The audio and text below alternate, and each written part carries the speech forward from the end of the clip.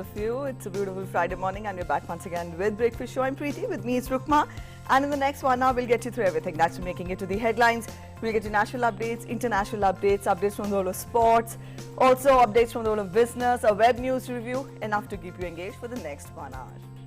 A very good morning to you, Preeti, yes, good morning. and to all our viewers as well. As Preeti just said, it's a power-packed 1 hour ahead as we bring you news, beginning of course with the national headlines, news from Afghanistan, the External Affairs Minister's sojourns abroad and all the details of what happened there. Moreover, back home, the flood situation continues to be grim in Bihar while it is improving greatly in Assam. All that and more in the next 60 minutes. But first, here are the headlines. Ministry of Health says second wave is still on in India. Even though the number of COVID-affected districts have fallen from June 2021, India's COVID-19 vaccination coverage near 67 crore landmark, 64.7 lakh vaccine doses administered on Thursday.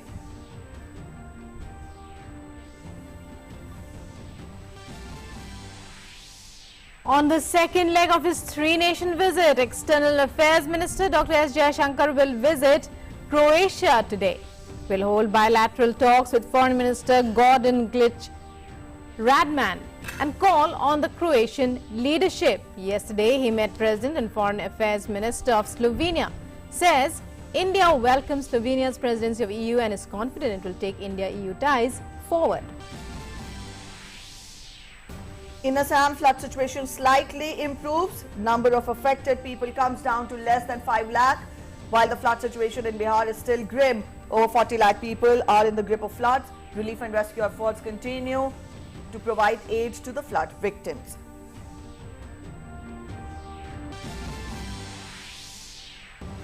At least 40 dead as remnants of Hurricane Ida tear through New York, leaves subways and homes flooded. Mayor of New York declares emergency. And Indian para-athletes, medal winners of Tokyo Paralympics, returned home, accorded warm welcome on reaching Delhi airport. India won 10 medals, including 2 golds in Tokyo Paralympics.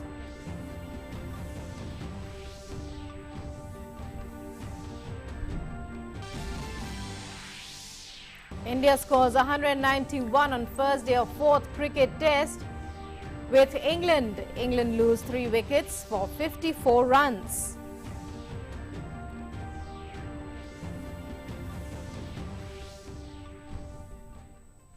And now let's take a look at the news in detail. Yes, India's COVID-19 vaccination coverage has crossed 66.98 crore landmark on Thursday.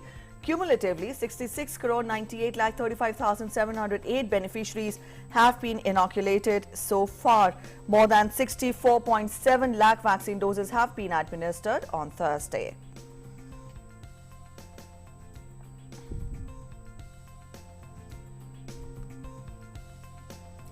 And the Union government is also fully alert in view of the mutation of the coronavirus in South Africa and Colombia. Travellers coming from Britain, Europe, South Africa, New Zealand will now have to come not only after getting a negative report of RT-PCR, but will also have to undergo RT-PCR test at the airport in India. UK, Europe और middle east शामिल थे, उसमें कुछ और देश शामिल किए। ये देश हैं south Africa, Bangladesh, Botswana, China, Mauritius, New Zealand और जिम्बाब्वे। यानी अब United kingdom, Europe, middle east, south Africa, Bangladesh, Botswana, China, Mauritius, New Zealand और जिम्बाब्वे से आने वाले अंतर्राष्ट्रीय ट्रैवलर्स को न केवल नेगेटिव RT-PCR टेस्ट करवा के ही फ्लाइट पर चढ़ना होगा, बल्कि भारत में आने के बाद हवाई अड्डे पर उन्हें फिर से RT-PCR टेस्ट कराने होंगे और उसके रिजल्ट के आधार पर हमें जो भी क्वारंटाइन, आइसोलेशन, हॉस्पिटलाइजेशन की कार्रवाई करनी होगी वो हम करने के लिए स्वतंत्र होंगे। इसकी जानकारी सभी राज्यों को दे दी गई है क्योंकि ये 31 अगस्त को आदेश निकाला गया था और राज्यों में जो हवाई अड्डे हैं वहाँ जो हमारे इंटरनेशनल एयरपोर्ट हेल्थ ऑफिस होते हैं उनको भी ये जानकारी दे दी गई है और ये प्रक्रिया अब प्रभावी हो गई है, लागू हो गई है। In view of the festive season, Niti Aayog has cautioned to be more careful. Addressing a press conference, Niti Aayog member Dr. V.K. Paul has said that those who have been vaccinated must also apply masks and follow the appropriate COVID behavior. The key message that we all wish to convey with humility is that we have to be careful. We have to be careful particularly in the context of the festival season that is coming up. The change in weather would mean more mixing may happen, and therefore a very strong plea to all of us that even as we accelerate uptake of the vaccination program, we embrace the vaccines, we have everybody becoming part of the vaccinated population, our precautions must continue and get intensified. Mask उतारने का, mask के बिना जीने का भी कोई मौका नहीं आया है। And while the COVID vaccination campaign is going on at a fast pace, Niti Aayog member Dr. V.K. Paul cautioned that there is a need to ensure pregnant women are aware of vaccination. Pregnant women का vaccination का कार्यक्रम और तेज गति से आगे आए। लगता है कि उतने लोग नहीं जुड़ पाए हैं जितने कि जुड़ने चाहिए। ये मैसेजिंग बहुत ज़रूरी है कि ये वैक्सीन गर्भवती महिला के लिए ज़रूरी है, उनकी अपनी सेहत के लिए, उनके बेबी के लिए। Union Health Minister Mansukh Mandavia visited the Indian Council of Medical Research along with Union Minister of State for Health and Family Welfare Dr. Bharti Praveen Pawar. The Health Minister reviewed the ongoing research work. He also had a discussion on new ideas and innovations in research with the scientists of ICMR. The Union Health Minister also released the national list of essential medicines. The Health Minister said that he is proud of the Indian scientist community and also their crucial role they played, in fact, in mitigating the pandemic. He also encouraged ICMR to promote research that will fulfill Prime Minister Narendra Modi's dream of a healthy India. And External Affairs Minister Dr. S. Jaishankar is on an official visit to Slovenia, Croatia and Denmark.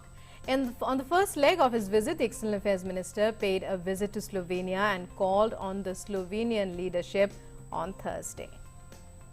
External Affairs Minister Dr. Jaishankar thanked Slovenia's President Borut Pahor for his gracious welcome and said deeply appreciated his long-standing support for the India-Slovenia relationship. Both leaders discussed key challenges facing India and the EU.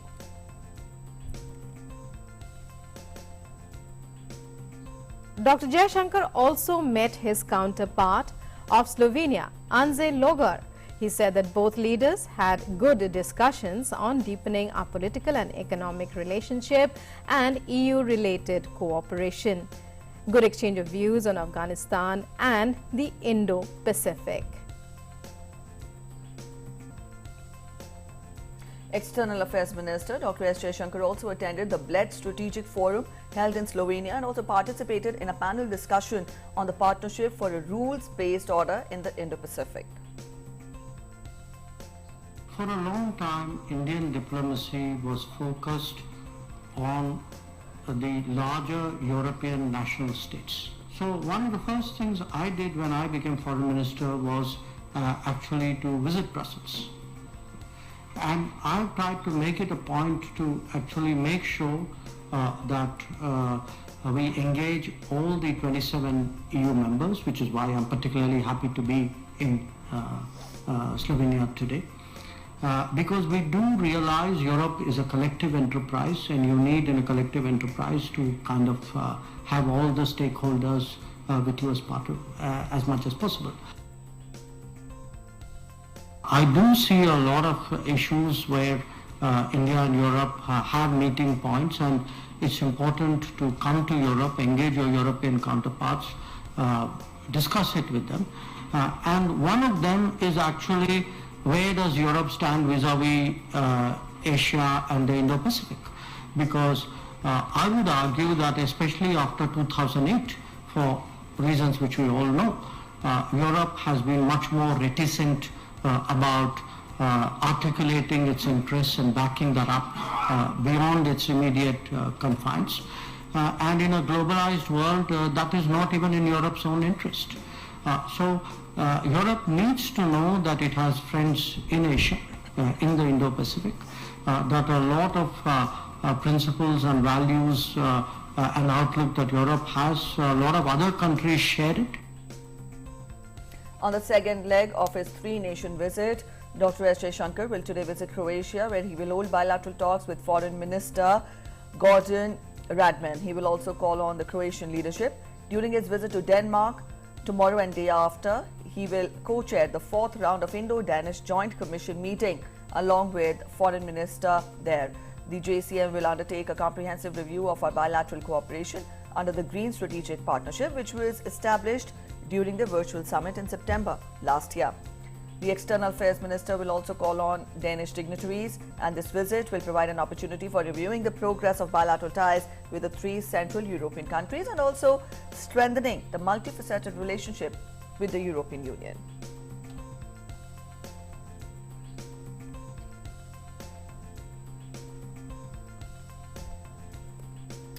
To talk more about it, our correspondent Meghna Dev is joining us. Meghna, we've given a broad outline of the External Affairs Minister's engagements in the past 2 days, and also what is to be expected today and tomorrow when he visits Denmark.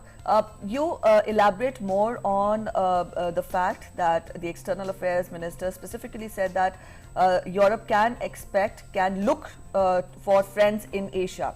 Elaborate more on that, as also tell us more on how, through this visit, the bilateral relationship between these Central European countries and India, to what extent will the relationship be further strengthened?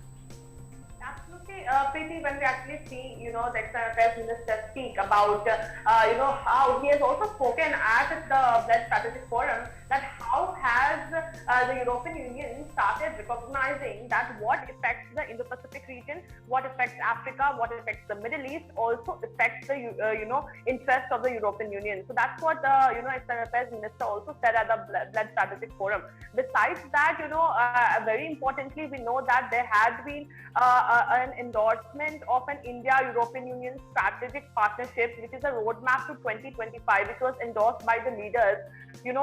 When in India EU summit was held in July 2020. So at that point of time, a roadmap to 2025 was decided upon, was endorsed on, and it had several components. Be it maritime security, be it maritime cooperation, be it in agriculture, education, and in several aspects. So these European Union and India both are unions of diversity, and strengthening the cooperation is extremely important. That's what even the External Affairs Minister also emphasized upon when he said that he has been actively trying to engage with all member countries of the European Union, so all the member states of the European Union. So that's what actually creates more emphasis that how much India values this partnership.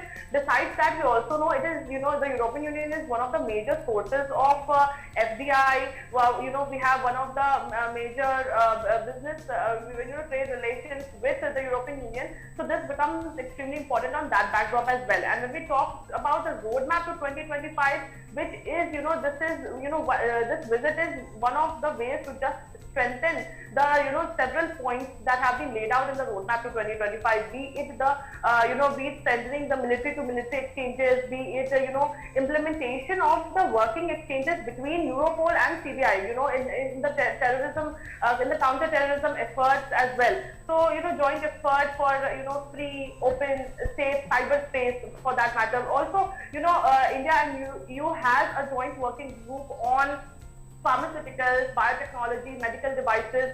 So, cooperation during the pandemic also holds utmost importance at this point of time. And when we have seen the External Affairs Minister, visiting several countries, even during the pandemic, he has always ensure to reiterate on the fact that how the cooperation during the pandemic can be enhanced. So this is going to be something that will be discussed and is being also discussed, during his visit. So besides that, also climate change is one goal that the European Union and India both have give equal importance to. Besides that, we also know India and European Union have a clean energy and a climate partnership in terms of be it renewable energy or sustainable energy. So strengthening that will also be one of the major agendas for the External Affairs Minister's visit, and especially when we know that he's also going to call on the leadership in Croatia also to meet his Croatian counterpart and hold bilateral talks. So several components surrounding these issues and these several subjects will become extremely crucial, and we'll be also expecting maybe a joint statement would also come out when after the talks can be held. And we also know that he's also going to co-chair the Indo-Danish Joint Committee, which is the fourth round, and he'll be co-chairing it with his Danish counterpart. So that is also going to be something to look out for. That will be in the next leg of his visit. He's expected in Croatia for today, and from tomorrow he is expected to be there for the Indo-Danish Joint Committee round. So definitely there's several things on the agenda to be talked on, obviously, and we have seen that the External Affairs Minister has been also reiterating that at the Bled Strategic Forum yesterday. Right, Meghna, many thanks for joining us there. Will you keep your eyes on that story, even as the focus will be shifting very soon to the meeting with his Danish counterpart, External Affairs Minister, on a visit to European countries there. India now, it's a new dimension in diplomatic ties, as he himself said. Earlier, India was concentrating only on bigger European countries. Now, we are looking towards countries like Croatia and Slovenia as well. All right, let's get you more news now. The 6th Eastern Economic Forum, or the EEF Summit in Vladivostok kicked off on Thursday. India is participating with a special focus on the energy sector. India and Russia have robust and growing bilateral energy cooperation, which is a key pillar of special and privileged strategic partnership between the two countries. We may recall here that Prime Minister Narendra Modi was the chief guest at the 5th EEF in 2019. Take a look at this detailed report.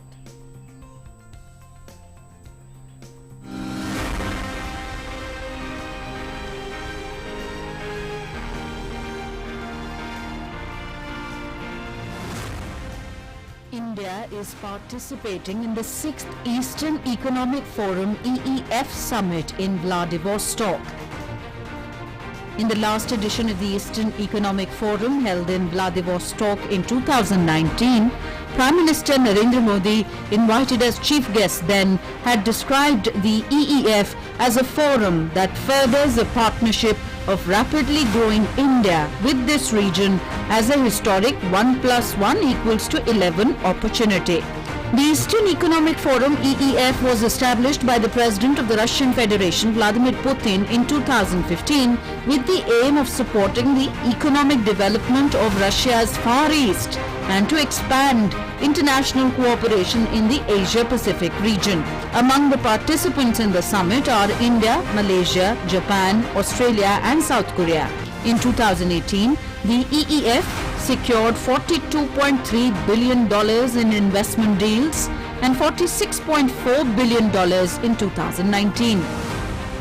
India and Russia have robust and growing bilateral energy cooperation, which is a key pillar of special and privileged strategic partnership between the two countries.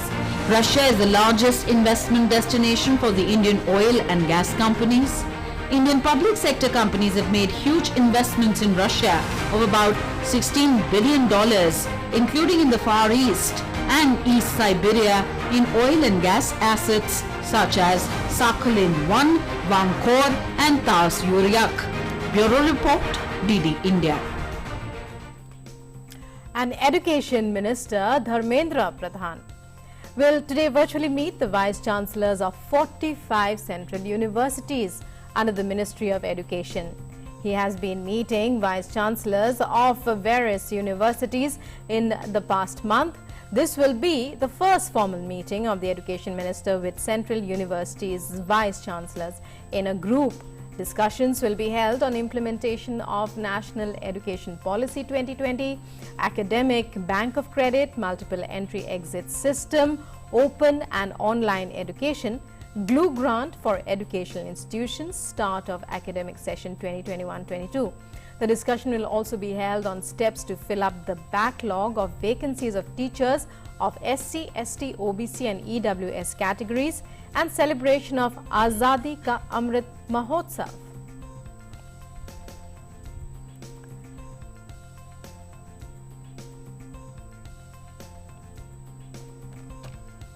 Assam flood situation has witnessed some improvement in the last 24 hours as the number of affected people has come down below 5 lakh from its previous 6,47,000 mark.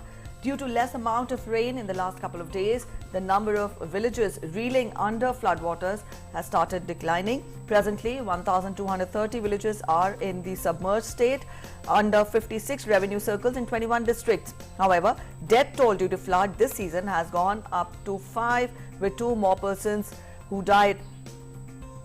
Now, these 2 persons belong from Kamrup and Morigaon each.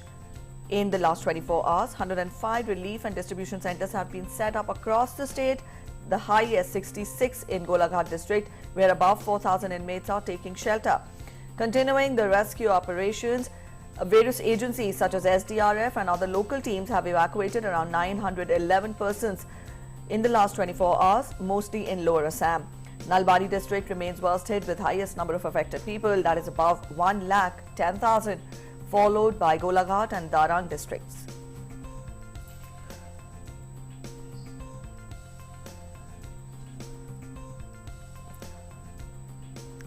And joining us on the phone line for more details on the flood situation in Assam is our correspondent Kamal Bora. Kamal, a very good morning to you. The situation slightly improving there in Assam.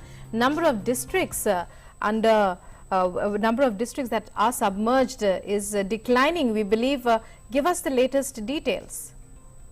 Yes, as you have already mentioned that the number of affected districts has come down 20 yesterday and today it's 21.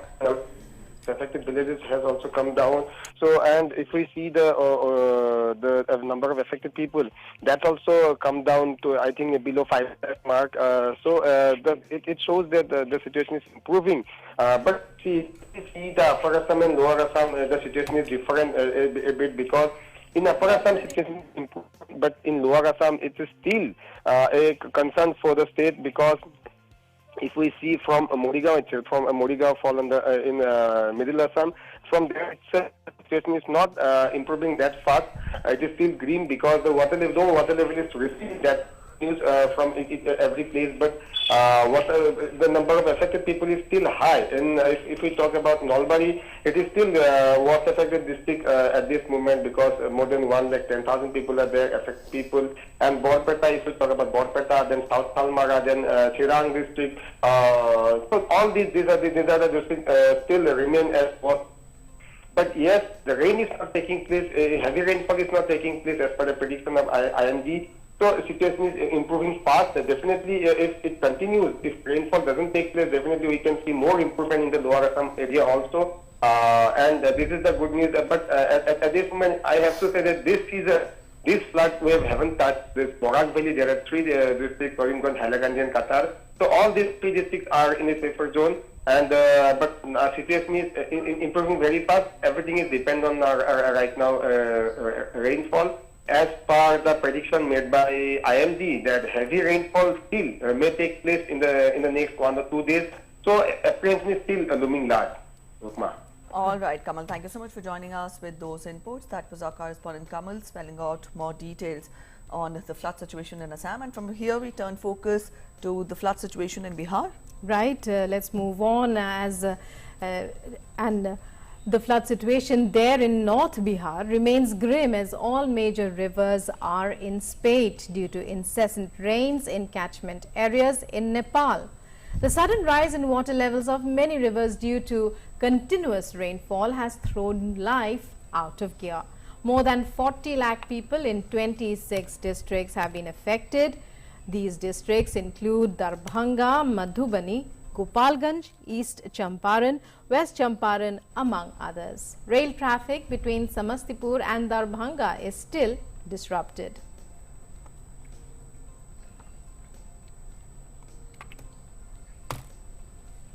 All right, Salman Haider is joining us to get us more on that. Salman, good morning. Let us know more about the current situation in Bihar and also what do we expect in the days ahead. Spell out more on the relief and rescue operations as well. Very good morning to you, Preeti and Rukma. The situation somewhat has eased in East and West Champaran because the discharge from Valmiki Nagar Gandak Barrage has reduced considerably. Now there is less than 1 lakh cubic of water being discharged from there. But the situation has worsened in Gopalganj area where the more villages, the flood water has engulfed more villages and water has spread in a vast area. So the situation cannot be said to be conducive or eased out, but overall the situation remains same. As you said, the rail communication between Darbhanga and Samastipur is still disrupted for the 6th consecutive day today. And moreover, at many highways, the water is flowing almost 1 meter above the road level. So, and approach road of a bridge has been washed away by the waters in Purnia. And there is sad news from Katihar also that 2 children are drowned in the flood waters there. So the situation is still grim, and NDRF and SDRF are making all-out efforts to ease out the situation and to reach relief to the people. Stranded people in flood affected areas. Almost 24 districts are now flood affected, while and a population of 40 lakhs, as you already said, have become flood affected now, and they are being provided relief materials through boats and NDRF, SDRF. Now, and this community kitchens have been established in the worst areas. 5 to 6 districts are worst affected, where the normal life has been thrown out of here. Yes, Preeti. All right, Salman, thank you so much for joining us with those inputs from Bihar. And time to move on now to other news stories.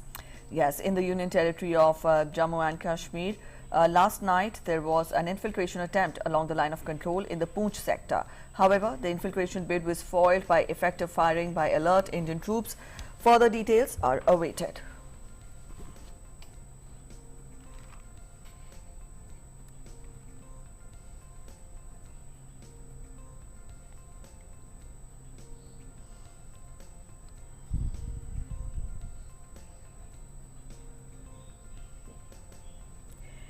And well, as we observe the Azadi Ka Amrit Mahotsav, every day we celebrate a hero or an incident that brought glory to our nation during the freedom struggle. Today we bring you the story of eminent freedom fighter and revered Gandhian Kamlapati Tripathi. India's glorious freedom struggle is one of the greatest movements the modern world has ever witnessed, and it could not have been possible if not for our unsung heroes who made significant contribution in the fight for freedom.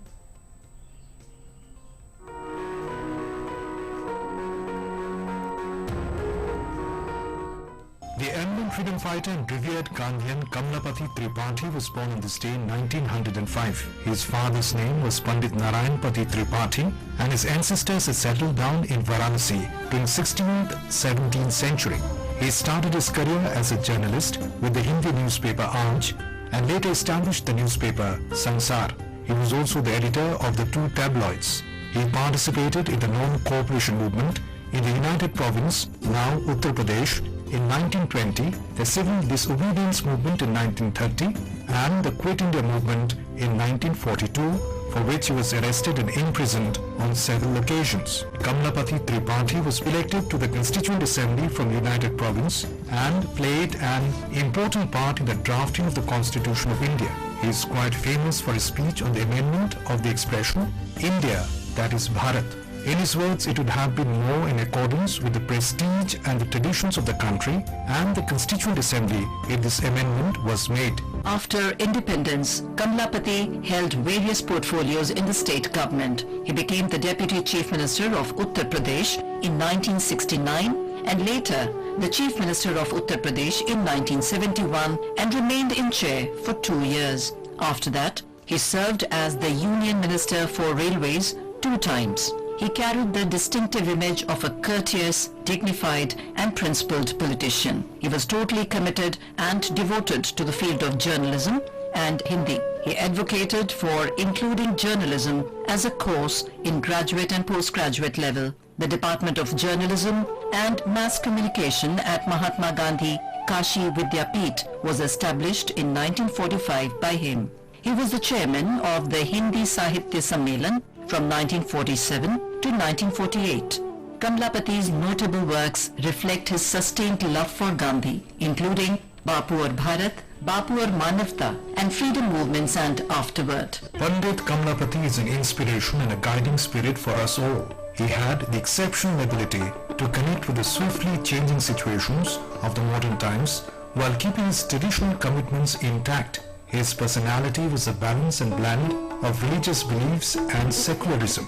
He was a leader of the masses and believed in treating all people alike regardless of their caste or religion.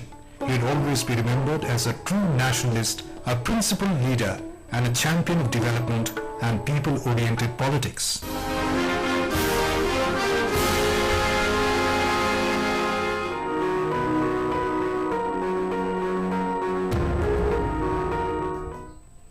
India and the United States held a bilateral 2+2 inter-sessional meeting at the official level in Washington, D.C. on Wednesday. Both the sides took stock of the progress and also developments in the bilateral agenda under the India-US Strategic Partnership, including defense, global public health, economic and commercial cooperation, science and technology, clean energy and climate finance, and people-to-people ties.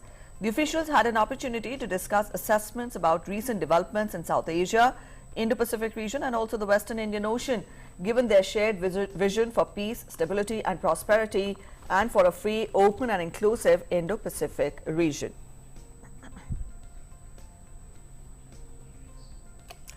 Foreign Secretary Harshvardhan Shringla yesterday called on US Secretary of State Antony Blinken. Discussions between the leaders touched on bilateral ties and the situation in Afghanistan.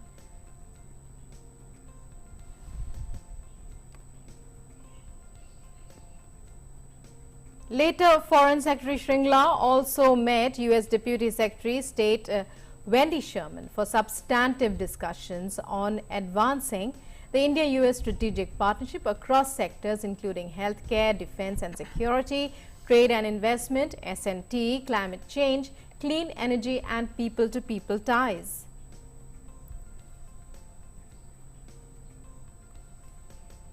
Even as the Taliban is preparing to form the government in Kabul, Government of India has said that it will revisit the issue of evacuation of stranded Indians in Afghanistan and also of safe passage to Afghan nationals wanting to come to India after the Kabul airport, which has been closed for now, becomes operational again. The spokesperson of India's Ministry of External Affairs asserted that India's primary and immediate concern is that Afghan soil should not be used for terrorism. Piles of black and white Taliban flags seen in a room on a social media post as preparations continue for the formation of a new government in Afghanistan. The images were uploaded by Ahmadullah Muttaqi, the chief of the multimedia branch for the Cultural Commission of what they call the Islamic Emirate of Afghanistan. In a tweet, he said, "The Ministry of Information and Cultural Affairs has made arrangements for the upcoming ceremony in the Presidential Palace. The announcement of the new government will be made in this upcoming ceremony." India has maintained that official talks with Taliban were held in Doha, where we expressed our concerns about the use of the Afghan soil for terrorism directed against India. The Indian government was closely watching the situation through a special high-level group, and evacuation of stranded Indian nationals and Afghans wanting to come to India will be revisited after the Kabul airport becomes operational again. हमारा जो main concern है, one of the primary immediate concern is that Afghan soil should not be used for terrorist, anti-Indian activities or terrorism against India. I think you saw that in our press release. हमने इस बारे में काफी कह रखा है. ये हमारा एक main मुद्दा है. Let's just treat the Doha meeting for what it is. It is just a meeting, and I think these are still very early days. We think the vast majority Indians जो निकलना चाहते थे निकल गए हैं वहाँ से. हमारी जो अफगानिस्तान स्पेशल सेल है उनसे कांटेक्ट में है, पर let me emphasise vast majority निकल गए हैं. बहुत कम लोग बाकी होंगे इंडियंस. है कुछ पक्का क्योंकि हम we are in touch with them. Doha meeting में हमने इस बात पे हमारी जो कंसर्न है ये हमने उसको कन्वे तो कर दिया है. In an interview to a Western media channel, the deputy head of the Taliban political office in Qatar, Sher Abbas Stanakzai, said Taliban could have announced their new government as soon as they reached Kabul, but they had delayed to consult different ethnic groups. He added that the members of the government will be selected as per their merit. Responding to a question, he said people like Hamid Karzai may not be part of a future government, especially not in the top posts. Accepting the drastic change in Afghanistan, Kabul residents are keenly waiting for an end to the chaos with the formation of a new government. Residents in a Kabul market said they were happy because thefts and extortion had come to an almost total standstill out of fear of the Islamic Emirate, as the Taliban called themselves. Bureau Report, DD India. And amidst the Taliban sweeping through Afghanistan with remarkable speed, a small valley of anti-Taliban resistance just northeast of the capital, Panjshir, stands guard and refuses to give up. Dozens of Taliban fighters are said to have been killed in skirmishes along its borders since the 15th of August when Kabul fell, and fighting continues. The valley in eastern Afghanistan has become the home of the National Resistance Front, a multi-ethnic group made up of militia and former Afghan security force members, reportedly numbering in the thousands. While the militant group has been pushing the idea that the Taliban's Islamic Emirate of Afghanistan is home for all Afghans, the Panjshir Valley's resistance right on the doorstep of the capital is a blow to this particular image of unity. Meanwhile, Germany is ready to resume a diplomatic presence in Kabul if the Taliban meet certain conditions. Foreign Minister said that Germany wanted to see an inclusive government and also human and women's rights respected, and that Afghanistan would not become a hotspot for terrorism. Unlike Russia and China, the European Union and most Western countries have closed their embassies in Kabul. The foreign minister said that there was a new reality in Afghanistan and the European Union had to act fast to find a common position and play a role in the country in the future. And British Prime Minister Boris Johnson has said that it was clear for months that the situation in Afghanistan could go very fast.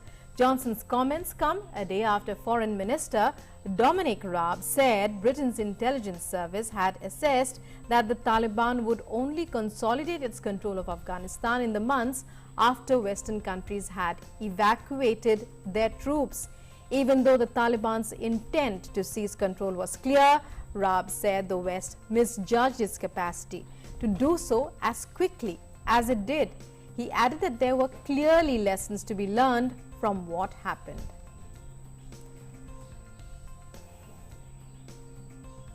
It's been clear for many months that the situation could go very fast, and that has been part of the intelligence briefing. There have also been suggestions, as you know, that the Afghan National Defence Force, Armed Defence Force, might hold on for longer. But logically, you can see what happened. Once people felt in Afghanistan, once the people in the Afghan army felt that they were no longer going to be getting that American air cover, then I think the logic for them became really to end their resistance, and so things did go faster. But you can see the extent of the planning that's been put into this, into upbidding. You can see the immense effort, the care, the thought, the dedication of our armed forces. I really congratulate them. As for the work of the government, it's been going on continuously. And back home, due to the situation arising out of COVID-19 pandemic, a number of foreigners who had come to India on various types of visas prior to March 2020 got stranded in the country in the absence of flights to their destinations. The central government had facilitated the stay of such foreign nationals within India by giving deemed extension of their regular visa or e-visa or stay stipulation period on gratis basis without levy of any overstay penalty. Now, this facility, which was presently available till August 31st this year, has now been extended by the central government till September next year, rather September 30th this year. Such foreign nationals will not be required to submit any application to the FRRO or the FRO concerned for extension of their visas till September 30th this year. Before exiting the country, they may apply online for an exit permission on eFRRO portal, which would be granted by the FRRO or the FRO concerned on the gratis basis without levy of any overstay penalty. If an extension of visa is required beyond the time, that is September 30th, the foreign national concerned may apply for extension of visa on the online eFRRO platform on payment basis, which would be considered by the FRO concerned, subject to the eligibility as per the extant guidelines. However, Afghan nationals already in India on any category of visa will be granted extension of visa under the guidelines issued separately for Afghan nationals.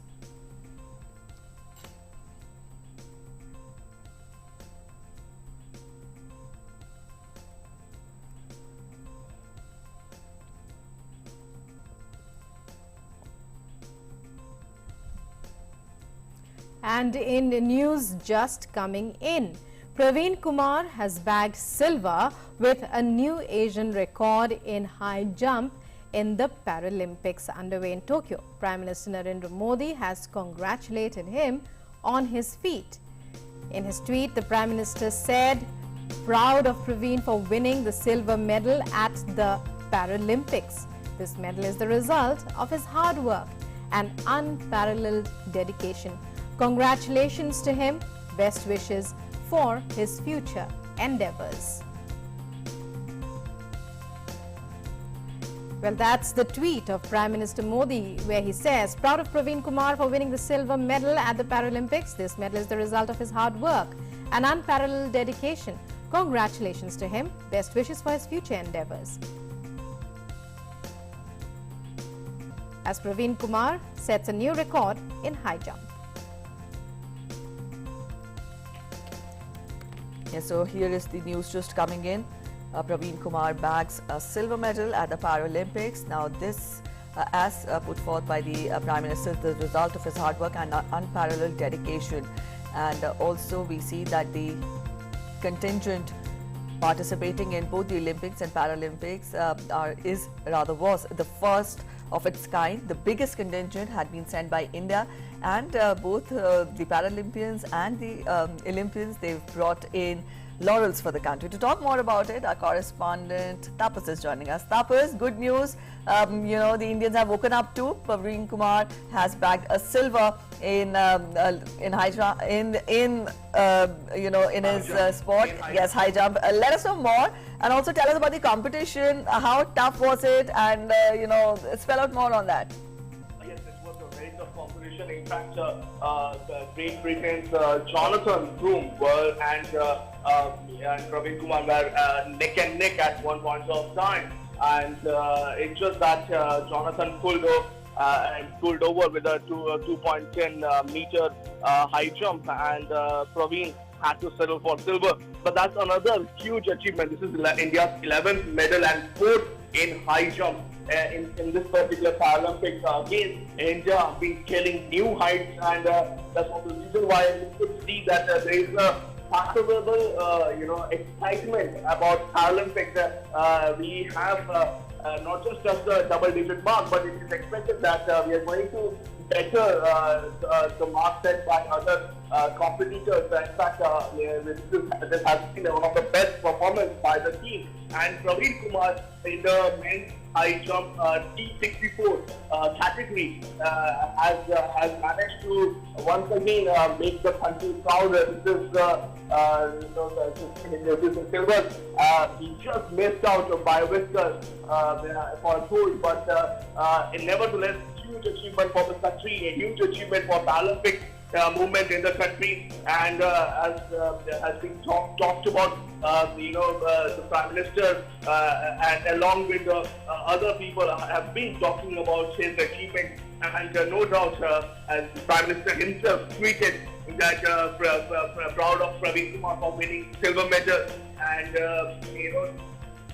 once again showcases the fact that when the country leadership gets back behind the athletes, what can happen before they left for the game. The Prime Minister himself spoke to them, and the result is all there to see.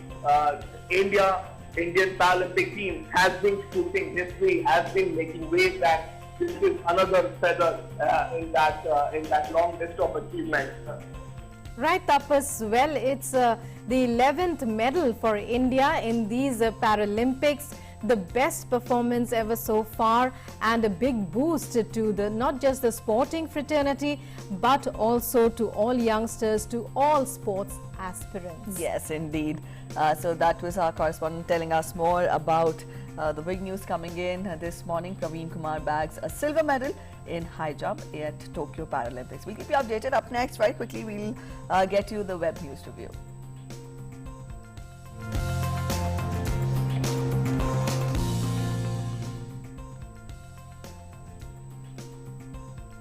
All right, and Abhishek Jha is joining us with the review. Good morning, Abhishek. Let us know what all headlines have you picked up for us from the social media platforms. Good morning, Preeti, and good morning, Rupma. The first news that I'm bringing to you is from Indian Express, which says that MEA, quoting MEA, that Taliban needs focus on ensuring no anti-India terror. We know that Indian representative, Indian embassy in Doha, Deepak Mittal has met Taliban, a political office head, Mr. Ghazai in Qatar, and India has said that the first priority of the government is that Afghan soil is not used for terrorist activities directed against the country. So this is what MEA has said on the meeting regarding the Taliban representative. The next newspaper is Hindustan Times, which says India to host global climate meet today, focus on hydrogen power. India is also to host key conference today that will have a participation from global audience and stakeholders.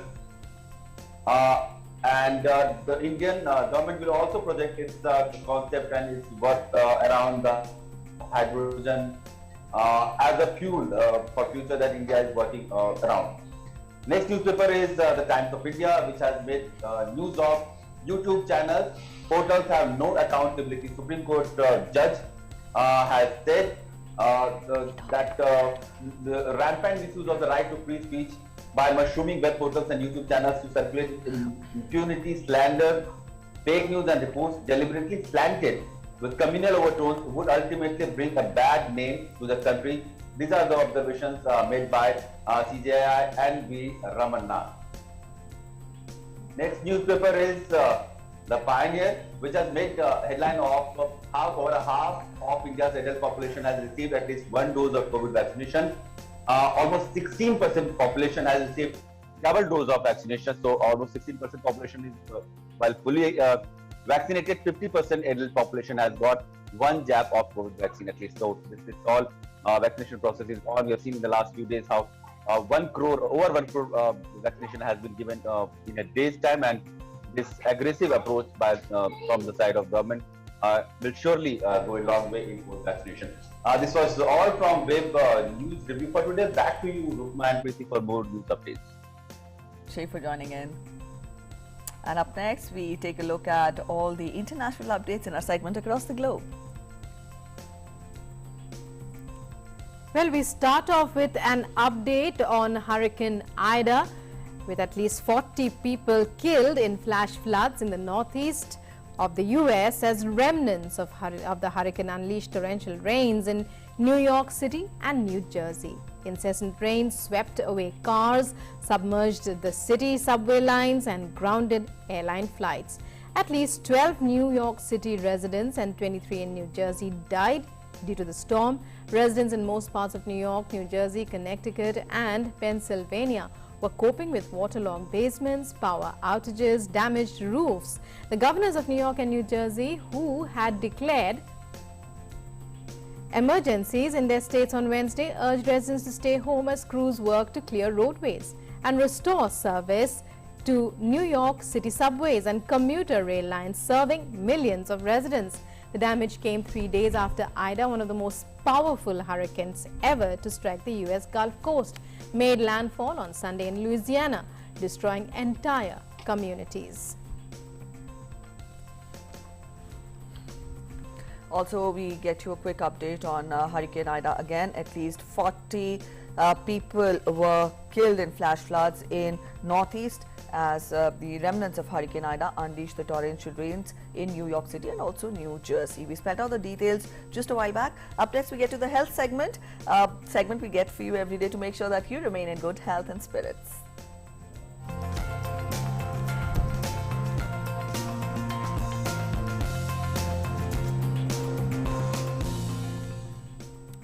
National Nutrition Month is being observed all through September, and while nutrition is essential for healthy life, poor nutrition increases the risk of diseases. And in today's health segment, we talk about iron, which is an essential nutrient for hemoglobin and also blood production.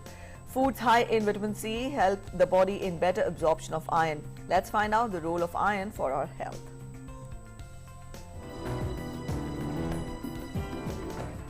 Iron deficiency can cause many health problems. What is the importance of iron for our health? To talk about this, we have with us Dr. Umesh Kapil. Welcome, Dr. Kapil. Thank you. Dr. Kapil, what is the importance and requirement of iron for our health? Our body needs iron for making hemoglobin, which prevents us from anemia or less blood in our body. What food items are rich in iron and can prevent iron deficiency? The foods which are rich in iron are pulses, green leafy vegetables, lobia, rajma, and non-vegetarian foods which except egg, all these foods, all the non-vegetarian foods are rich in iron. Iron is the mineral that plays a vital role for our health. So do consume iron-rich diet to prevent iron deficiency. Kiran Bharadwaj, DD News.